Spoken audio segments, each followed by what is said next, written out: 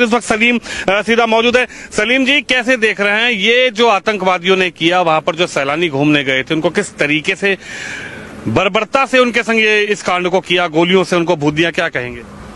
देखिए, ये अगर हम अपने नजरिए से बोल लेंगे तो ये गलत हुआ है, ये आतंकवादी हमला है, ये मानवता के खिलाफ है।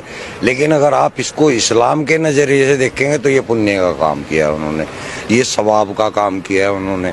ये कुरान के स्क्रिप्चर सूरह तौबा की जो 5 आयत है उसके अंदर सेम टू सेम यही प्रक्रिया लिखी है कि काफिरों को जहां पाओ वहां देखो, उनको मारो, घात लगा करके उनको मारो। इन्होंने भी तो वही किया, घात लगा के मारा, बाकायदा उसकी रेकी हुई है। घात क्या इस्लाम में ही लिखा है, कुरान में ही लिखा है किस तरीके से निहत्थे लोगों को इस तरीके से देश के वासियों को भून दिया जाए, उनको मार दिया जाए? आइए, मैंने कुरान की तो आपको आयत बताई है, जो सूरह तौबा है, कुरान की 9वीं सूरह है और उसकी 5वीं आयत है।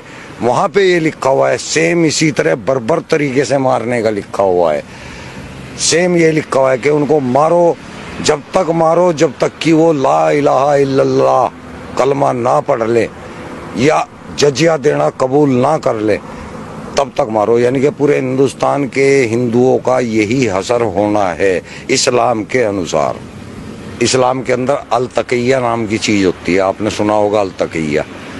अल तकिया वो चीज है जब इस्लाम के अंदर हमें कोई ऐसा काम करना होता है जो कि सामने लोगों को नाजायज दिख रहा है, तो आपको वहां लोगों को तो नाजायज बताना है, लेकिन काम वो सवाब का करना है आपको। इसको बोला जाता है अल तकिया।